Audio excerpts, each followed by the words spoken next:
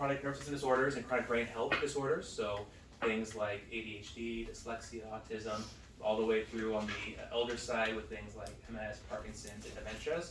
There's similar through lines to these that we'll talk about, but I want to focus in on a few things that we're doing here today. I'm also an instructor for a program called TATS. That's what helps train young doctors and chiropractors who want to learn this approach. So I'm on the board and teach that protocol, as well as CASA, if you guys know what that is. We're court-appointed special advocates. We work with children who are in the court system, and we help become an advocate for them and the engineers for that child so that they aren't overlooked in that court system. So it's a really, really cool program if you're not familiar. Today what I want to really focus on is a term that may be new to you guys. It's called salutogenesis. Has anyone heard that term before or know what that means? Okay. No. So to break it down, salute is health, and genesis is the creation of. So the whole point of this workshop today is to figure out how not only do we look at the whole picture, but what can we do to help create health in a person? That's the focus. We'll circle back to that multiple times as we go through. Hashtag verbal. My daughter, who has nonverbal autism, is becoming verbal. She is more focused, less anxious, sleeps better, among many other things. It has only been about a month since she went in for her first appointment, and we can see great changes with her so far. We want to figure out how is something like that possible and can be reproduced in more people. This workshop is pulled from a variety of sources, books, research, lectures. A few are up here right now. A few they're on the desk if you guys are curious also. A couple really great ones if you're curious for your own collection. Top left is called Disconnected Kids by Dr. Robert Malillo. That's a really fantastic one that not only helps I understand and identify what's going on, but also gives useful tips and tricks towards the end about ways to help with sensory issues, neurointegration, and things like that. So it's a really interesting book to read on your own. So today, what we're doing is focusing on three key components. The first is going to be what's going on. Second is to identify why that is. And then lastly, what's next? What can be done to help this demographic? So some stats for us. Looking at autism to begin with. As of 2014, 1 in 68 children were diagnosed with autism. The current figure is 1 in 44, is the most recent figure from 2016 that I saw. Boys more than girls, about 4 times more boys and girls diagnosed with autism. When it comes to ADHD, 6.4 million kids, that's 11% of kids between 4 and 17 have been diagnosed as of 2011. The 2016 figures are similar. Sorry, that's in the U.S.? In the U.S., yes. Yeah, our kiddos here. Associated with ADHD, we're seeing a lot of these kids have other disorders like substance use disorders. Kind of makes sense when the medication for ADHD is Adderall, Ritalin, they're amphetamines that are highly addictive. So we see that behavior continue as those children age. 20% have an impulse control disorder, ODD, other things like that. Mood disorders, around 40%, and nearly half have an anxiety disorder. So not only are they dealing with, ADHD in terms of focus, memory, things like that, we're seeing a lot of other branched areas that are being affected as well. New OCD is affecting nearly 2-3% of children. That's 2.2 million kids are now diagnosed with OCD. And 1 in 8, or nearly 9 million kids, have an anxiety disorder. That's a lot of kids. So the crux of it is 43% of our kids, 32 million, have at least 1 of 20 chronic health conditions. So our kids aren't as healthy as they need to be. Things are going the wrong direction when it comes to our health care. And if you're like me and think the kids are the future, we're seeing a really sick population aging into adulthood. That's a problem, right? So what I want to focus on is taking a step back and really focusing on things simply. So let's look at a car, for example. You all drove here most likely. What does your car need to work? What's it need to run properly? Gas. Motor. Gas. Motor, The engine, I guess. The engine, yeah. What else? The driver? Oh, I like that. Yeah, so we need parts and power. So we need things like an engine, we need combustion, gas, things like that to drive the vehicle. But I'm assuming all of your cars are in the parking lot. They're not out roaming around, right? Unless you have a Tesla, maybe it's dancing or something that happens. I don't know what that is. But you need information. So you need someone to drive the vehicle for it to work properly. Without a driver, it's just a piece of metal sitting there in the parking lot. So, different example, look at this computer here. What does it need to work properly? What do you guys think? Power. Power. It's plugged in for sure. Parts and information. Yeah, same thing, right? So we need software, hardware, and if I wasn't clicking the button, it's just going to sit there doing nothing, right? So simple examples, pretty obvious. Let's look a little deeper at a living thing. What do living systems need to work properly? So you and me, what do we need to function? Energy, food. Yeah. Oh, you guys are smart. I love this. This is easy. Protons, electrons. Yeah, so sort of gluons and quarks. Rest. Rest, for sure, rest. Same things. We all have hearts and livers and organs and blood. We all have food we consume, water we drink, etc. But in the other examples, information was us as the user. What's our information? What do we think about that? So in a car, we drive the car. What is our information? What drives us? Brain. Sensory. Brain, for sure. Yeah, the back of the row's got this. Usually the front's crushing it. Yeah, for sure. So we need the brain and central nervous system to working in order for us to run properly. So, because systems are made of parts, they're all designed to do what eventually? What do all parts do over time? Break down. They break down, for sure. So, let's look at an example of a plant. Let's say you were to take away or change the parts, the power, and the information to a plant. Maybe you had polluted soil, maybe you took the light away from it, you put it in the closet. What's going to happen to that plant over time? It's gonna die. It's going to die. Not immediately. Initially, it might start to wilter a little bit, it might change colors. If it produces fruit, maybe the fruit isn't very sweet anymore. We'll start seeing signs that things aren't right with that plant. And eventually, it's going to die. Right, exactly. So, what happens if we take away or disrupt the parts, the power, or the information for us? If we have less light, if we don't move very well, if we're eating polluted food or in polluted environments, what happens to us? We start to get sick or Deteriorating, all miss the things. organs start deteriorating. Exactly. Yeah, for sure. So we don't just die, but we start to show signs and symptoms. Right? Symptoms are a perfect expression of our parts, power, information not working very well. There's a cause and effect relationship between what we're seeing on the outside and what's happening on the inside. That's true of anything. Symptoms aren't a bad thing per se. I know we don't like being sick, or if our kid is showing signs that we want to see change with that. It's frustrating and upsetting, but they're a true reflection for what's happening internally. The same way if your check engine light comes on in your car, that really sucks, but it's an appropriate thing to know that something's not right for you to look further into it. So that was the very simple stuff, kind of big picture things. I want to dive deeper into more of the nitty gritty, and this looks like a lot and it looks pretty confusing. This was created by Dr. Paul Hardy. He works at the Autism Institute, and although this was created for autism, it applies to any living system that has the same components that this is focusing on. So this is called the neurodevelopmental quadrangle, and what it focuses on is in the middle we have the genome. So we all have genes, right? And that's what helps our expression. But we also have things like the GI system, the detoxification system, and the immune system, and also the nervous system. Out of curiosity, why is the nervous system on top? Why do you choose to put that on top, do you think?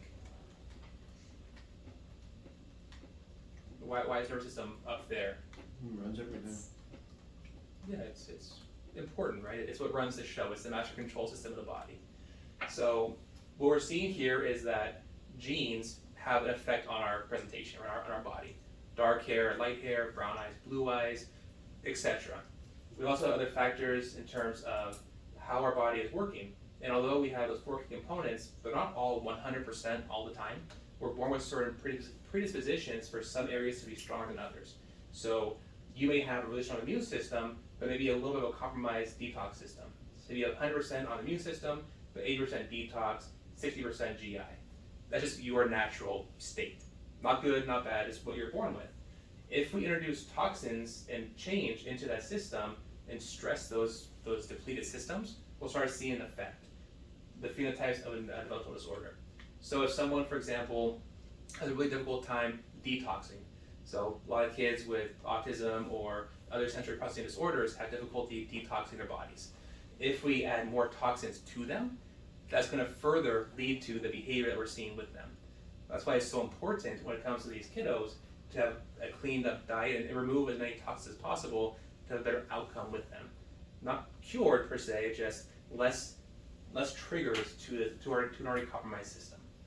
Same thing applies to detox, immune, GI, and obviously the nervous system.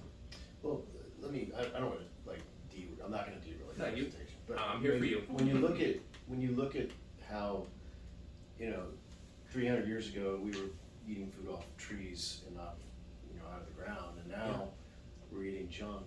Like I just ate a Chick-fil-A and I feel like I was healthy. We're eating processed food. Gas stations everywhere, fast food. Grocery stores are filled with just nothing but about 80% junk. Mhm. Is it any surprise that autism and all these things are on the rise when we're, as a society, treating ourselves like crap? Not a surprise. I think we all agree with that it makes Right. cause and effect, right? We're Do you seeing think that's a major cause? what we put in our bodies has a direct impact on our health, of course. Yeah. If we already have dispositions towards these things being more effective than others, more impactful than others, of course we'll see an increase of things like that. In kids, it looks like ADHD, sensory processing disorder, even autism.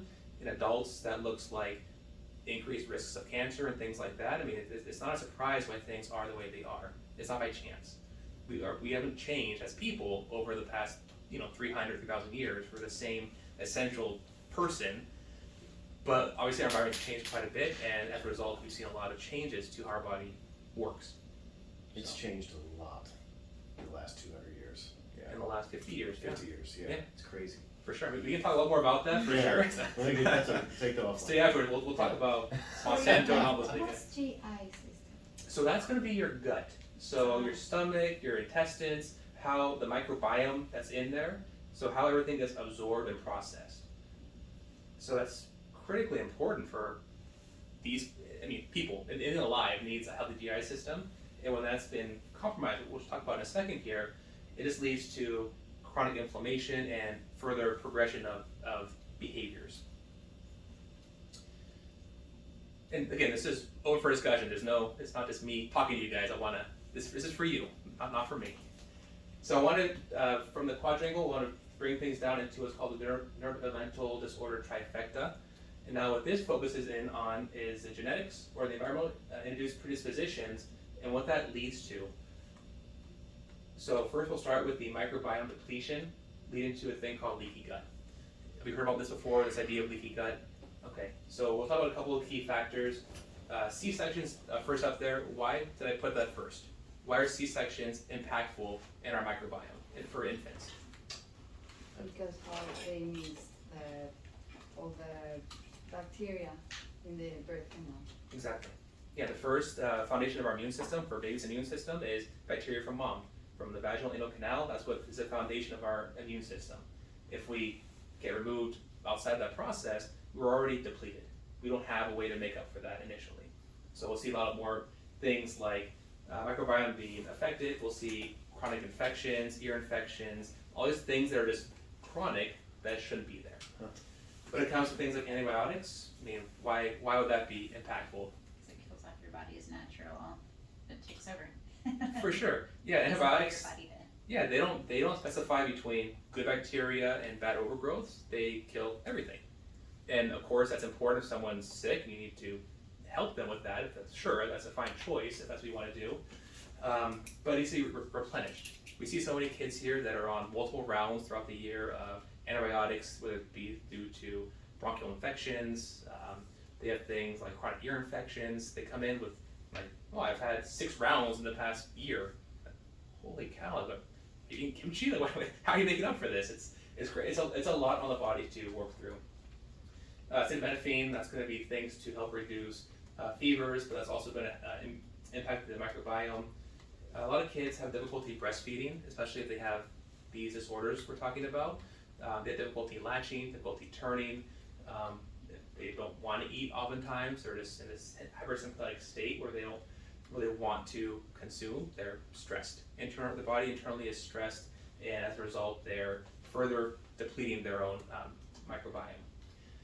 This is what leads to what's called leaky gut. Those tight junctures inside the GI system start to have slight permeability, where food products and minerals and toxins leak into the bloodstream.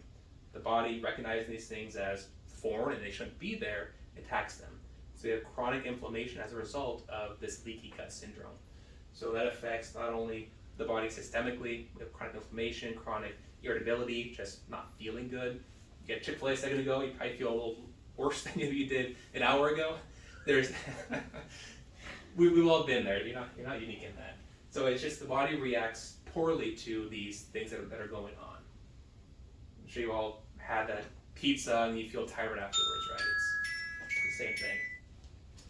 So we have this chronic inflammation throughout the whole system. That's going to lead to the immune system ramping up, attacking. We're going to see a lot of allergy hypersensitivities. So kids are chronically having asthma. They can't deal with pollens, or they're just chronically sick because of this. We'll get things like brain inflammation, leading to what's called leaky brain. So some of those, again, small particles permeate into the brain, leading to chronic inflammation, brain fog, and then associated pathologies from there. So all in all, we have multiple nutritional deficiencies due to leaky gut and metabolic toxicities throughout the whole system because of this depletion of our microbiome. Any questions on that piece? That's a lot. The past slides were a lot of information, I know. I know in terms of the Tylenol, there's a pending lawsuit.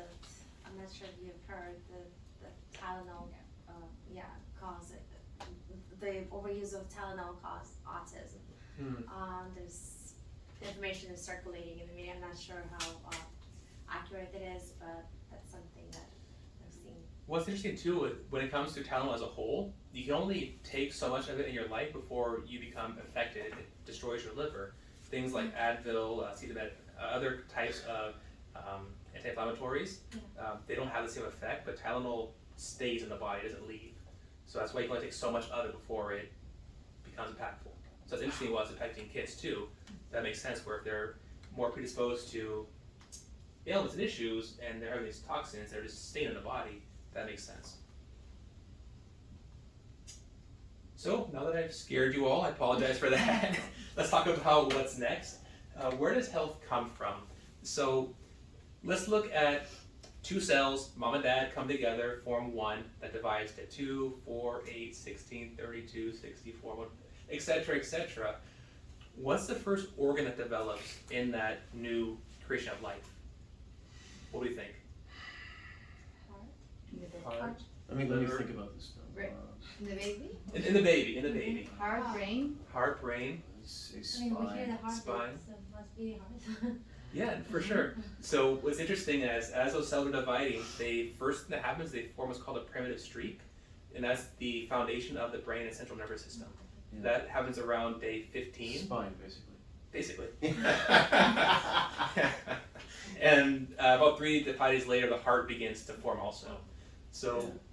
why is it so important, do you think, that the nervous system is the first thing that develops? Why is that first? I actually watched a YouTube show on the origin of life, and it talked about the first, the cells that Yeah. and so that's how it's interesting stuff that you're talking about right now. It's fascinating. Sorry. I appreciate that. Thank you. I think so too. Because it sends the order for all the other organs to do what they're supposed to do, right? Yeah. Yeah, so it's what comes first. It's what sends signals to the heart area to start developing heart cells, liver, gallbladder, etc., etc. It would be kind of weird though if like one hand got really, really long and one got really, really short. Wouldn't it be kind of weird to have like weird hands? But the body does things really controlled and really specifically in a very intentional way. Everything is symmetrical, balanced, a blueprint that was created. So things are done intentionally. There's the same intelligence and coordination that happened to take 2 cells into one to have a baby delivered. It doesn't go on break after that. It stays with the person until the final days where you pass away. It's always there, running the show. I think that in that show I saw, you guys are gonna hate me, but the reason why the brain formed was because first thing that formed before that was eyes. Mhm. And that they needed something extra to process the information that was being gathered from those eyes. So that's what caused the beginnings of brain. You ever seen that or heard that? Mhm. And what's cool too is we went from quadrupeds to bipeds, so hands and feet to standing up. The weight of gravity impacting our brain is what developed the whole back of our brain and the frontal cortex. Wow. So that's what jump-started us from, whatever you want to say, Yeah. to how we are now. That was the jump start of that development. So, pretty cool stuff. It is. What's the name? Oh, I'm sure. YouTube. Okay. Yeah. So again, this is the start of the brain. The brain stem is in central nervous system. Brain being the orange one. Brain stem is the purple guy there, and the central nervous system, the spinal cord is red. So as we go from day 25 through completion, that's what development looks like. So central nervous system, we have brain and spinal cord. The spinal cord is an extension of the brain. It's the same material, just translated down to the rest of the body. Around the spinal cord is a layer called meninges, and within the meninges is cerebrospinal fluid. We'll talk about that later and the importance of that. If you look at the cross section, the spinal cord itself has gray matter. That's how everything communicates up and down quickly and effectively. Spinal cord is also protected by bone, brain by skull. The spinal cord is located in the hollow crevice of the, so you know that already. So why is the brain and spinal cord so protected? I guess is my first question to you all. This is less important. It's very important. I was going to tell you in a second, but nerves, they don't really repair themselves. They don't really heal too much. If you were to sever a nerve, whatever that nerve is going to won't work anymore. Like if you sever what's called a brachial plexus, your whole arm becomes dead. It doesn't move or work anymore. Blood's still going there, and it's still alive, but it can no longer function. So the brain and spinal cord are housed in bone and armor more than anything else. I mean, the next closest thing, I guess, would be the heart, but it's still accessible through the ribs. So the body, being very intelligent, protected these areas, knowing that it's vital for our survival is to have these things functioning. So, what is the role of the nervous system? What number is that? Anyone know what that is? Eat your toes if you need to. So this is 11 billion. Million, billion, trillion. Gazillion. it's 11 trillion. 11. So why that's important? There are roughly 11 trillion bits of information that are being transmitted through the nervous system every second. So you're sitting here, every second, 11 trillion things are being communicated in your body. The brain's a big sponge. They're the best supercomputer on this planet can't hold a flame to that. So the brain is remarkable. There's more connections in our brain than there are stars in our galaxy.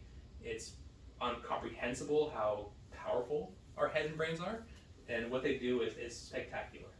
I just want to make that really clear, that it's even hard to understand what that even is. I can't grasp that. It's like looking in a deep space, like, what am I looking at kind of thing? It's cool, it's beautiful, but what is this? It's so important that this system is working properly because it's running the show. You're not beating your heart right now, you're not breathing, your brainstem's doing that. You're not thinking about it. It's what's running everything. Chick-fil-A is being digested with your brainstem. You're never thinking about it. What's also very interesting with this, especially with the upper part of the neck, is the vertebral artery. That's what supplies the blood flow to the back of the brain as well as the middle of the brain. It runs right through that top bone of the spine. What's interesting when it comes to movement, 75% of that sensory information we talked about comes from those top two bones and how they're moving. The brain really wants to know where its head is over its spine. It's really important that's always working properly for our overall health. To your point, we're talking about sensory integration. We have three main areas for that, or four I'll say. We have the ocular system, which is our eyes, vestibular, which is our balance coordination. We have auditory, how you hear me right now, and the last one is what's called proprioceptive.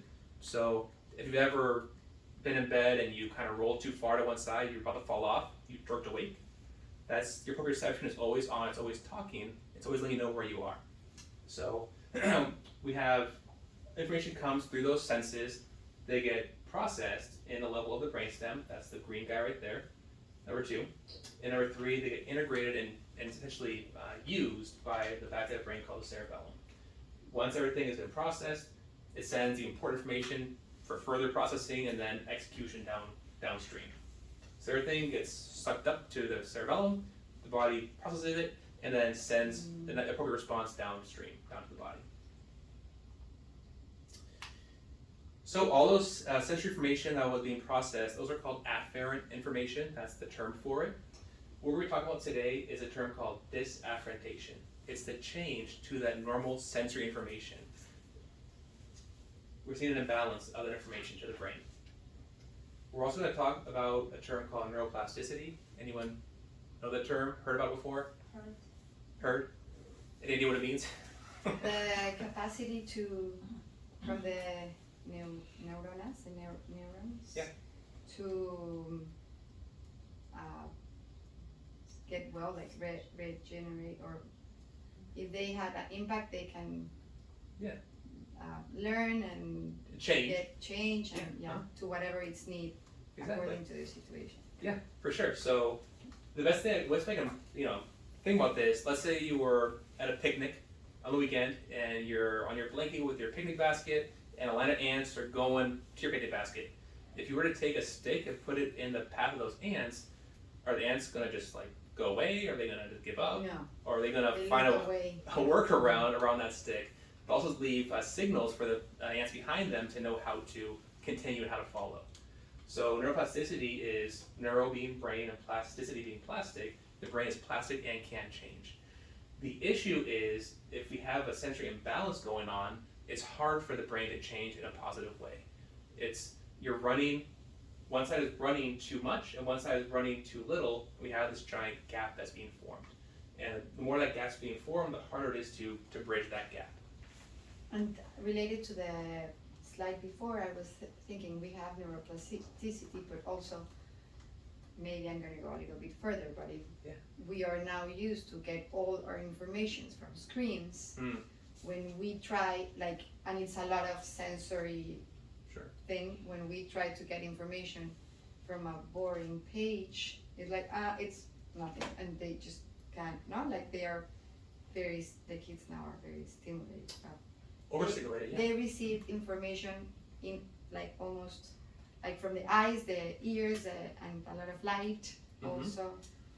So they have their neurons have to look away of getting the information, right? For sure, we'll talk more about that in a second here, because that's exactly right. They're overstimulated and it's hard to slow down, especially if you're stuck in that state of being overstimulated, in which kids are increasingly, even from infants, it seems like, are trained in that way.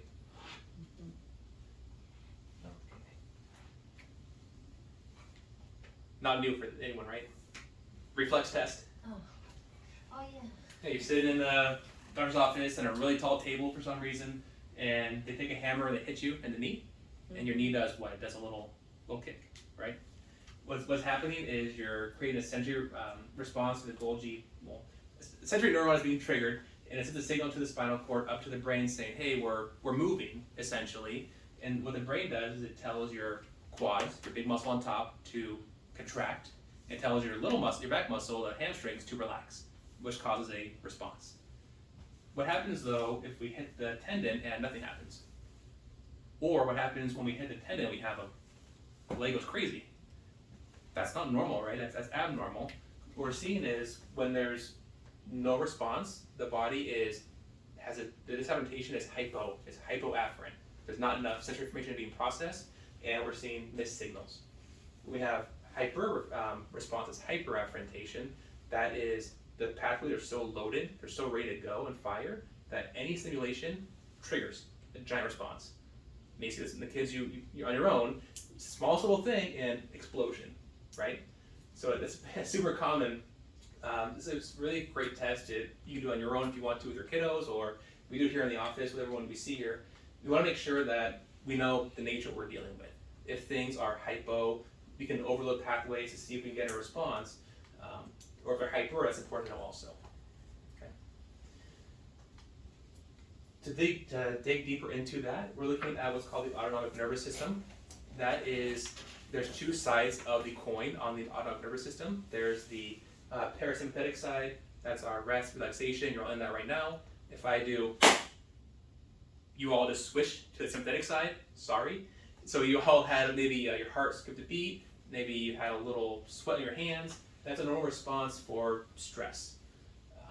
So when we are stuck, or when we're talking about the parasympathetic side, that's where we're going to see calmness, digestion, your immune system's going to work properly. We'll see motility of the gut and the colon, so we'll have bowel movements and things like that. We'll see stillness in the body. On the flip side, the sympathetic side's job is to have the fight or flight response, or freeze, but that's also a possibility. So we're going to see things like decreased blood flow to the gut, more blood flow to the muscles, eyes are going to dilate, hands might be sweaty, digestion and motility really difficult, be very spastic, so constipation to blowouts versus healthy digestion. One of those two, being able to switch between those two is normal. If I hit my hands together and you have a quick reaction, but now you're back to relaxing, that's normal. If I did that and nothing happened inside, that's abnormal. That's you're stuck on the parasympathetic side. Or if I did that and you jumped out of your seat, that's you're hyper reactive. That's sympathetic.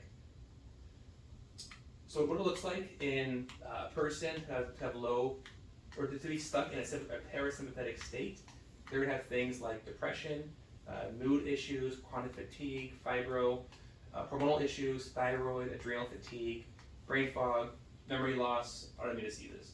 When the body is stuck in that repair mode, it's almost like you have too much time on your hands and it starts to overthink and almost attack, condition attack.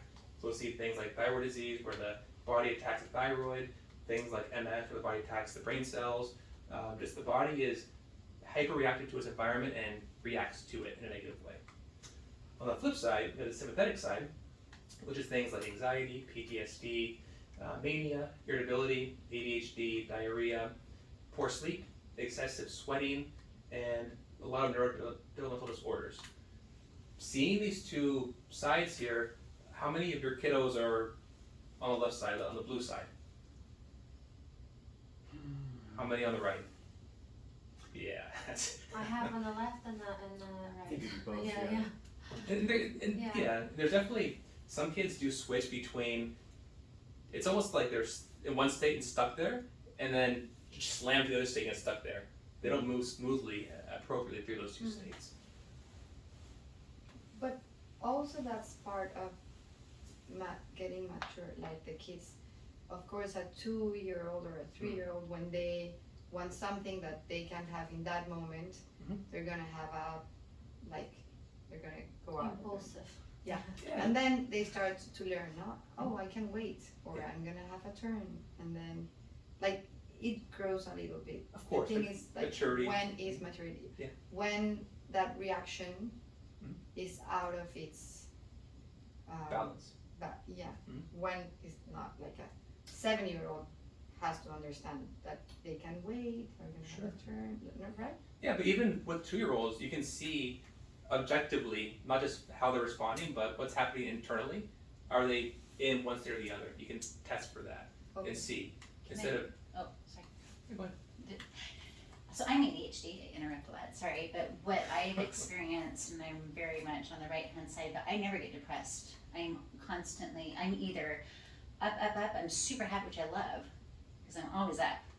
I'm never depressed. I do crash out of exhaustion, and I saw that with my son too, and there's a difference. You can definitely see the difference in so that's my experience. Yeah, for sure.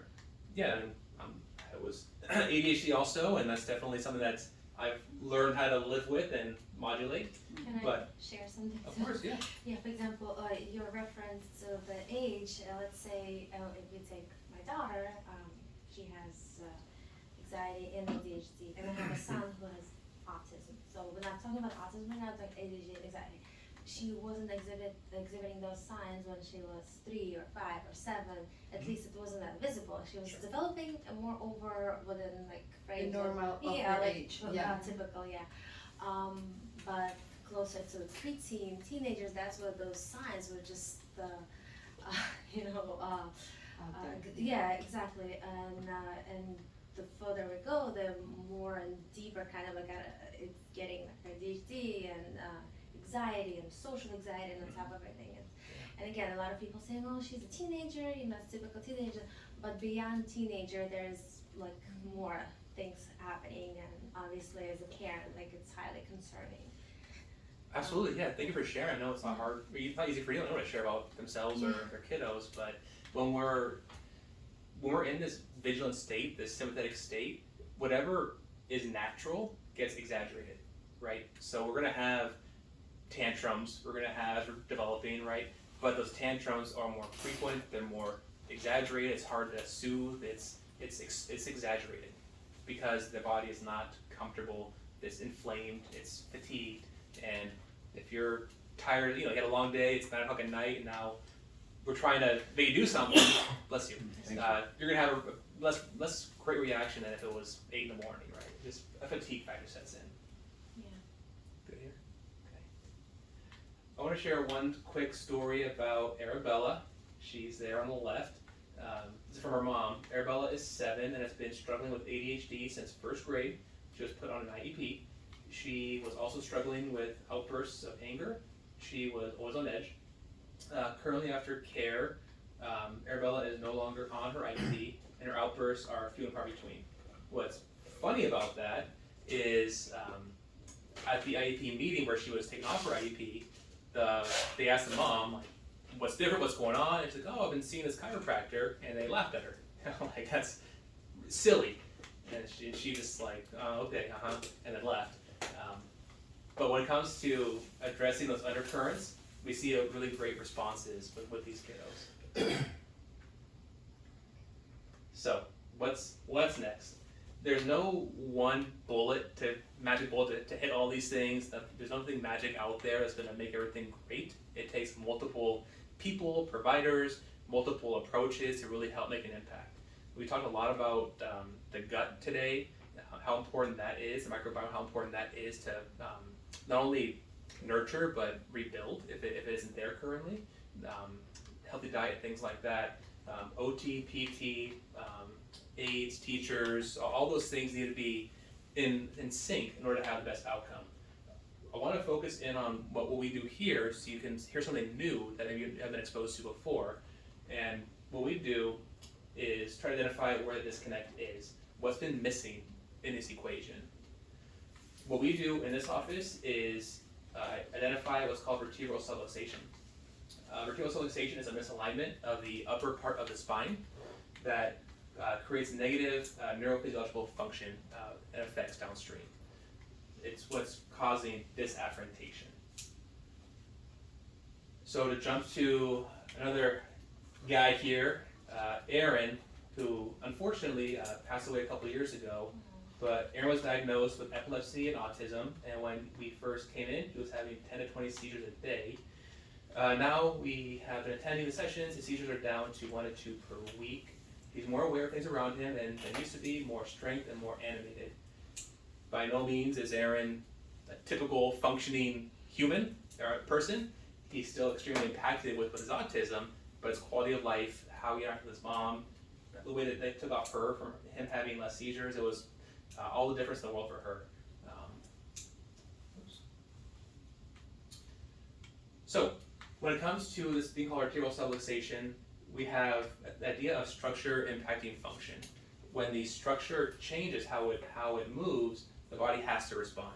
You may have noticed with your kiddos, their head's tilted, their neck is pushed to a side, they have a dropped shoulder. When they run, maybe they have a different gait on one side versus the other.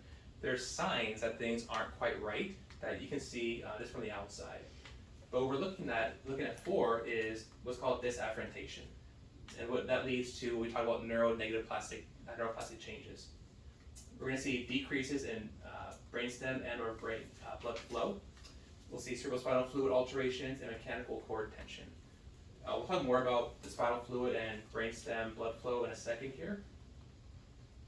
Socialization and disafferentation. Cerebral spine manipulation alters sensory motor integration. What we're seeing with this study was that spinal dysfunction altered afferent input to the central nervous system, called disafferentation. The altered afferent input to the central nervous system leads to plastic changes, good or bad. And neuroplastic changes take place while following increase and decrease afferent input. So, I know it's a lot of words that are kind of hard to understand. What that's saying is that when the body is sending all those signals to the brain for processing, if there's an imbalance, it's going to lead to change to the brain, plastic changes. But the same way neuroplasticity can be good for the body and help change things, if it's being driven in a negative path, it's going to lead to further imbalances. So when we normalize the afferent change, then things normalize. The same way it can increase, it can decrease as well. Subluxation and the fight or flight response. Neck adjustments had what's called a parasympathetic effect. It brought the body from a stress state to a relaxation state. Other studies have been shown to drop blood pressure for hypertensive patients.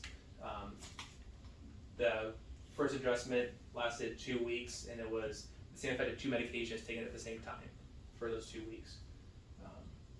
How do you know when somebody has this subluxation, this imbalance in the neck? Yeah, there's ways to test for that. What we utilize, we'll talk about in a second here, is a tool that looks at the brainstem and blood flow. Blood flow is under control of the sympathetic nervous system, and we start seeing changes and alterations to that flow indicates that there's a change to how the body's functioning. It's in a stress state. So we can objectively measure that at the start of care, and as care goes on, are we seeing not only changes on the outside with behavior and things like that, but are we seeing actual change to the body itself? So it's something we can measure objectively over time to see progress and improvement. But then how do you know when it, like at first, if it's even a problem? Yeah, so we run a scan with all of our new patients, or even for a consult. Folks come in, we run a scan to see if they're a candidate for care. Not everyone needs this. Again, this isn't the magic bullet that's going to cure the world, but if someone is having this process go on, it's a big piece of the pie. When that gets resolved, a lot of other therapies start to work more effectively. A lot of other things that we're working on start to just kind of fall in place. Is it equally, I assume it's equally true for adults? Yeah, so I work with kids and adults, for sure. Right. So, yeah, so that's the main focus is once the body is working well and talking well, it's going to do its best to heal. And that's the bottom line. The body's really good at healing, it just needs to be in the right environment. So you mentioned in the spine, when my son was younger, he was walking like tilted the head a little bit, I would just say head straight please, so kind of would give him little prompts, and now he doesn't do that. Is it a sign of improvement on its own, or? He may have learned to keep his head upright, so there's Okay. probably a muscle imbalance, one side is pulling constantly to keep his head upright. So again, without seeing him, it's not, I can't say for sure. It was just interesting that he was like, you mentioned the tilting of the head, and that's what we were experiencing. It's very common. You'll see even just, I bet if you were to have him close his eyes, that tilt will come back. Oh. Yeah. There's a mechanism that we have that keeps things even. Yeah, so you can try it at home with him. A decreased heart rate variability. So a decreased heart rate and increased total power from HRV analysis indicates a healthy autonomic nervous system balance after correction of arterial subluxation. HRV is what measures how well the heart is working in terms of stress between beats. So HRV is a gold standard that looks at how healthy the autonomic nervous system is. Does it look familiar for some of you guys? Anyone's kid look like that? Have an imbalance in their shoulders. This is Brett. He has had EEGs. That's what measures brain waves. All looking horrible in a scary category, except his last one in January. Looking the most normal with no recorded seizures. Brett is now 95% seizure free. So that head tilt, that was him normally. That's how he walked. And he had terrible epilepsy.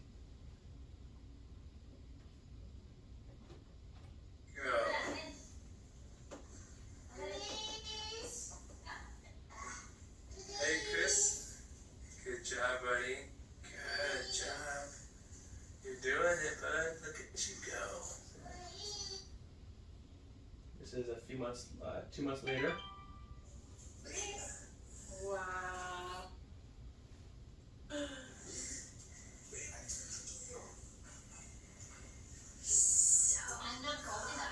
That's amazing. And this is the last video we took.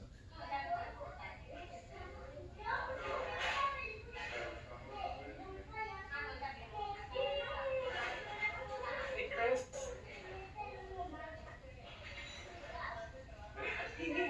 Nice job. Yeah. Look at that, buddy. You're doing amazing. Good job. Yay. How old is he? 8. Yeah, that was over the course of 4 months. That was for him. So that's a pretty massive change for him personally, but more so for the mom. She wouldn't take him out in public because of just the eyes the looks that she would get from people. Now she can walk with him to the park, go to stores, and it's for her the biggest change. Not just that he's more aware and more smiley, but she's more able to live her life with him now, which is huge. So autonomic balance, the autonomic nervous system, autonomic dysfunction can be evaluated, by measuring skin temperature differentials. Skin temperature differentials are associated with vertebral subluxation. These values can be used as a standard assessment of sympathetic nerve dysfunction, and the degree of asymmetry is a quantifiable indicator of dysfunction. Deviations from the normal values will allow suspicious of neurological pathology to be quantified, and therefore can improve assessments and lead to proper clinical management. So that's the things that we do in the office are based on this to track it, to identify it, and then to resolve it over time. What that looks like, these are full spine scans that we do with our kiddos. So on the right hand side was the first scan. We're seeing more activity, those oranges that you're seeing there. On the left was a re-exam, calming down. Another person we saw a little more severe, a lot more activity in the upper neck and the shoulders. And then throughout the course of care, about that was 9 or 11 months of care with that person. Doing great, huge change. So it's another piece of research looking at changes in glucose metabolism, lower stress levels, increased quality of life, and decreased muscle tone. And so what we're looking at is the results of the study suggest that chiropractic spinal manipulation affects regional cerebral glucose metabolism related to sympathetic relaxation. All these are saying the same thing in different ways, that when the body's out of a stress state, it's better able to function. I have a question. Yes. Not for the kids. Yeah. And the typical ADDH. Yeah. When adults tend to have a lot of stress, many times it manifests here, right? Like, Certainly. or migraine, or pain in the, like headache, or in the neck, or would that, let's say it inflama, it gets, like when your muscles are in pain, they swell, no? Yeah. They're swollen. Yeah. If you start getting stress and you get swollen muscles, nerves, or like a migraine, can this affect the information passed through here? And let's say that it higher hires your sympathetic system, so you start getting more anxiety and easier anger, and because of the whole situation of stress. Sure. Yeah, so it's chicken or the egg, right? Which one came first? Yeah. If there is this underlying condition that's there, and the body can't handle stress very well, then it starts to go down that negative pathway where it's constantly feeding itself, right? You're stressed, life happens, anger, you lash out, more stress. It's a vicious pathway. If we can get someone out of that stress state and have the body be more able to handle stress and work through it, you can break that cycle. So whether it be the symptom being things like a tight neck or a migraine, for example, which is very common, unfortunately, here in the office, it's a very similar mechanism to resolve those. If we can get the body out of stress, then we're going to see a good outcome for people. Yeah. Does that answer your question? No, yes. Okay. I was thinking. How about the hyper flexibility? Like in my kid, my boy, he can do all the weird things with his arms, and I'm just yeah, something that humans can't even do typically. Is it something that also requires attention, and it's not, I would say, something that needs to be kind of looked at, or it's if it's not affecting him, it's not a big deal that he's able to do those things.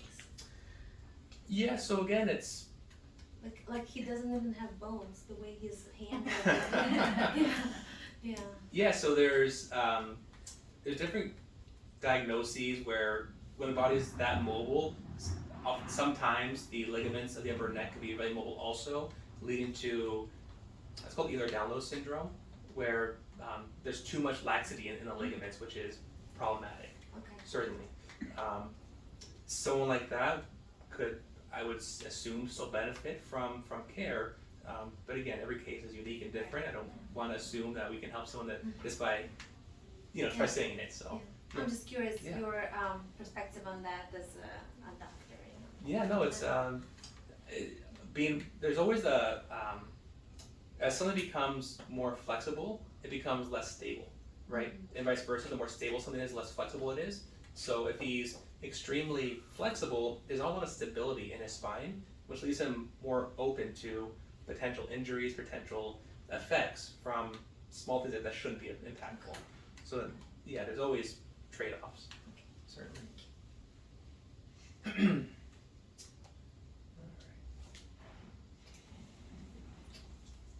This is what got me started in my research to begin with.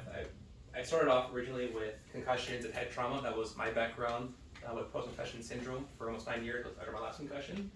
Misalignments of the upper neck can affect or cause neural compromise, and or some may contribute to CSF, flow obstruction, as well as atriovenous compromise. Who understood that?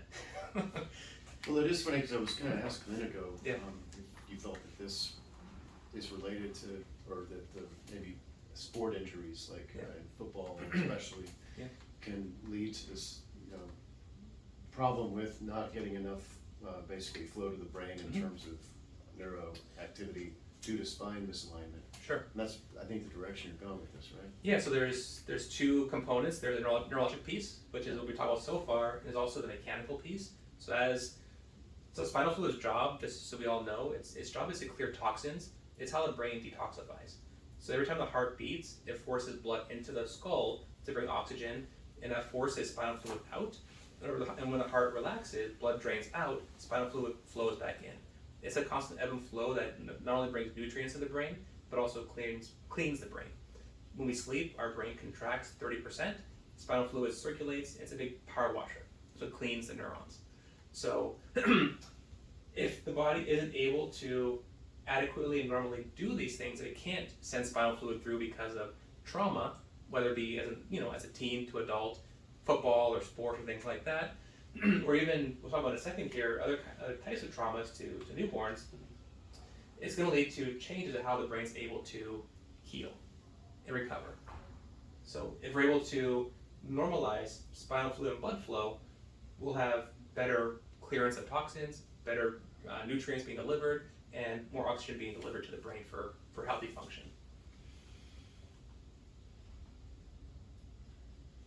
So the question always is, what causes this thing we're talking about? What causes subluxation? Stress is the number one cause, and there's three main categories for that. There's physical stresses, chemical stresses, and mental stresses. Physical would be, like you're talking about, the traumas, the car accidents, the football injuries, the falls on the stairs, the older sister baseball bat, wiffle injury. All those things are physical stresses. Chemical will be more in terms of our environment, the products we consume, put on our body, the dryer sheets we use, all those things that are in our system are more the chemical stresses, and mental is more of how we're perceiving the world around us. So more of the defiance disorders, ODD, more of the too much stress in our system, and our body can't process, and it starts to fatigue. They all feed on each other, like we were talking about, and it's a vicious cycle that once we can get that cycle broken, other cycles start to unwind. Chemical Yeah. depressions or something like that has to be with like depression or anxiety but that comes from the brain would be chemical. Yeah, chemical it certainly can be that. It's more about the toxins in our environment, so the things that we're consuming or putting in our body, like lotions or, the things that everything is, anything with a scent for the most part is a chemical. The mattress, the sheets, all the things, right, carpet. When it comes to things like depression, there's different ideas around that. It's hard to show a chemical imbalance. That's really difficult to prove that side of It things. comes from in Yeah, within. I'd say it's not a contributing factor for sure. We don't know, but for sure when we're stuck in this parasympathetic side, this relaxation side, you're just locked there. The body can't break through. It's almost like a Eeyore. You're just kind of stuck in this slow state. So how common is this thing we're talking about? Is this 1 in 100? Is it what's going on? So 1,000 infants were checked in the first month of life. 80% were found to have vertebral misalignment of the upper neck. This is from blocked atlantial nerve syndrome in babies and infants. 1,250 infants were evaluated during the first 5 days of life. 90% had suffered birth trauma and strain of the neck and cranium. 10 had severe trauma, for the Journal of American Osteopathic Association. The birth process, even under optimal controlled conditions, is potentially a traumatic, crippling event for the fetus. Spinal cord and brainstem injuries occur often during the birth process, but frequently escape diagnosis. I'm gonna go out on a limb here. I mean, I've had 4 kids, so not me personally, but I have 4 kids. I've been through birth 4 times, and what I've seen is that our healthcare system wants to get us in and out of the hospital as fast as possible. And my wife's Japanese. She said that they get to stay in the hospital for 2 weeks when they give birth, and no worries about costs or anything like that. But my assistant just came back from maternity leave, and she was induced, and every one of our 4 births were induced. And I'm pretty certain that pretty much 90% of childbirth is induced because they want to hurry up and get that labor going and get you in. Have we forgotten how to give birth right?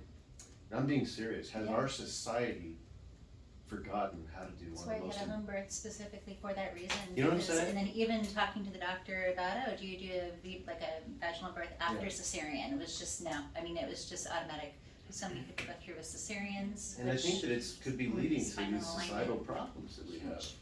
And I think it causes, when you're forcing the birth to happen in a time frame, trauma Sure. to the Yeah. spine and the I head. mean, mom's not ready to give birth. Yeah. And you give medications to numb the muscles so she Yeah. can't push. It's just a really unconducive way. It's almost treated like a pathology giving birth. It's like you're sick kind of a thing versus a beautiful celebration of a new life. The United States ranks really poorly on outcomes. When it comes to SIDS, sudden infant death syndrome, we are 38th in the first world countries, so we're close to the bottom. So in terms of really poor, we're really bad when it comes to that. So we spend so much money and so much attention on this, but we have really poor outcomes. So other countries, for example, Japan, have a whole different outlook on this and a whole different outcome as well. So Well, at least I'm from Mexico, and in Mexico they don't even induce, they just go to C-section. default, huh? Yeah. That's it, easy. Yeah. Like control, 5 minutes, everything is. Definitely easier, but is it better? And you're talking. No, I don't think it's better, but Yeah. it's like they are more pragmatic, like. Yeah. It's really interesting because my oldest son and I were both born on the same day. First of all, it's kind of weird. We were both born, but we both had involved in labors that lasted over 24 hours that resulted in C-sections, like really complicated birth. So, and we both suffered from a lot of the same anxiety issues, the stuff that we're talking about. But the difference is that I also had asthma and allergies. I didn't get the green stuff when I came out, but they did that thing with my son where they take it and then they expose the child to it, even though it's a C-section. Does that make sense? Yeah. Mm-hmm. So he doesn't have allergies and asthma issues, but we do have the same. Does that make sense? It It all makes lines sense. up with Yeah, everything we talked about for so sure. far. Yeah, no, for sure. Right? It's when you look at it in this simple way, it adds up, right? It really It does. makes sense. It really does. This is really interesting. This is from a medical doctor out of Germany. His body found a condition called KISS syndrome. These delicate upper cervical structures, upper neck, undergo considerable stress during delivery. Most of the afferent proprioceptive signals originate from the craniocervical junction. Any obstacle impeding these afferent signals will have many more extensive consequences in the developing nervous system, which depends more on appropriate stimuli to organize itself. He's talking like someone who's in a different field. Like we're saying the same exact thing, where the upper neck is really delicate. It sends so much information to the brain. When it gets irritated, it changes the way the brain works. And he's saying the same exact thing. So the risk factors for KISS syndrome are long labors, C-sections, extraction with vacuum, forceps, etc., multiple gestations, so twins, triplets, or the position of baby and mom. So if baby was breech or just really jammed in there, that could definitely lead to irritation to the upper neck. So when it comes to what we're talking about here, these issues started early in life, most likely with these kiddos, and it's a vicious cycle that just built on itself. This initial change developed abnormally. Their perfect child, this condition was there and it developed that way, and now it's like an onion. There's so many layers to work through to find the core again. So the whole point of what we're doing here is to try and offer a different approach to help not only kids, the whole families function better as a unit. And that's what I want to offer to you all here today, an opportunity to have your kiddos, even you if you would like, an opportunity to have that access. So within the chiropractic side effects, we joke about that. There's not really any side effects. There are changes we'll see in things like how your body's functioning, your immune system, your muscle strength, how you're breathing, your stress levels, things like that. The whole point of what we want to get across is that care itself is helpful, not hurtful for kids. It can only benefit and gain with them. So if anyone is interested in what this care is, what it looks like, I'm offering you all here today a little discount on our first exam. Normally, just so you know, it's a $285 exam that covers all of our baseline testing, orthopedic, neurologic tests to figure out what the baseline is with these kiddos. And then we'll take x-rays too if we need to, if we can. And then from there, we want to start them on a course of care to get these problems resolved. For you guys here today, if you're curious or interested, we'll drop that down to $150 to make that better for you. And if there's more kids in the family, we can work on multiple breakdowns of that as well. Any questions for me before we wrap things up here tonight? Yes. Is there something kids can do with this approach that kids can do in their normal life? Like maybe by themselves, like to help with these issues, like maybe stretch more or do more, I don't know, swinging in the park or something that helps.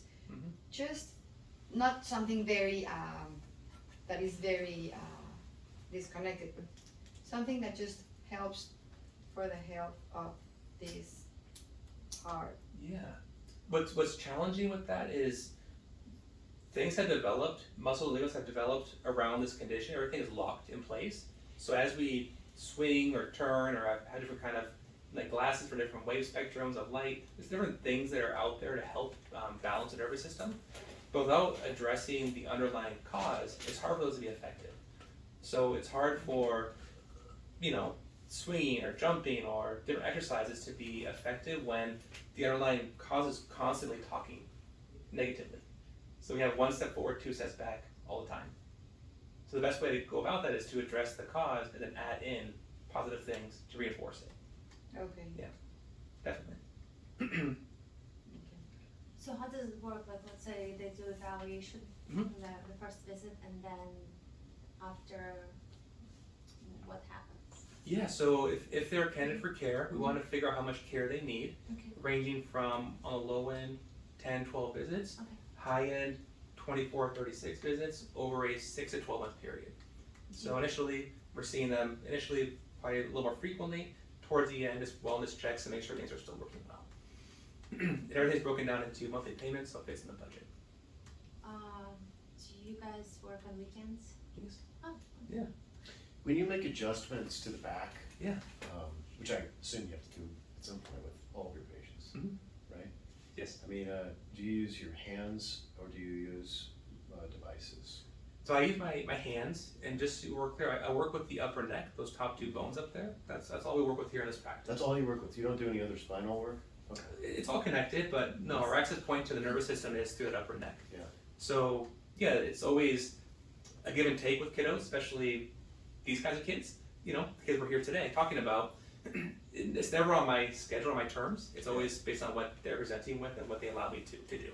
So it may take 2 or 3 visits to even get access for them to have enough trust in me to do that adjustment. But the reason why I ask is that it's so weird. I've seen, I haven't thought about it much, but 4 or 5 different chiropractors in my life. That all have very different ways of doing their, adjustments. It's kind of interesting. The one that I did not like, I remember, is the one that used odd contraptions.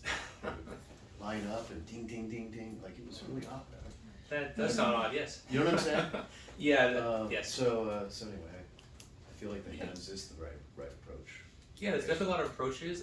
When it comes to helping the sensory integration and just having the body get out of that stress state, Yeah. I've done a lot of digging to figure out what that is, and I'm trying to be extremely authentic with you all. This is the best thing for them. Sure. So I want that to get across. Do you work with health insurance? Yeah, so we work with most health insurances. Our category is what's called out of network with them. Okay. So whatever the benefits are for out of network, there's coverage for those. That's okay. Good to know. And I had a question about the glucose process. Yeah. That was something that rang true. I remember them doing testing and saying Oh. your body is not processing the glucose correctly into your brain, but I'm not understanding how that contributes exactly. And then what does this do to a Yeah, so when your body is in a stress state, it releases a hormone called cortisol. Cortisol stimulates and causes insulin to release as well. So that release of insulin in the body causes glucose to flood the system. So when we're in a stress state, cortisol ramps up. It's a stress hormone, catecholamine, which causes the body to release glucose for energy. The body thinks it's in fight or flight. It thinks it needs to use the energy. So, but it doesn't need it. We're sitting still. We don't need a bunch of sugar in the system.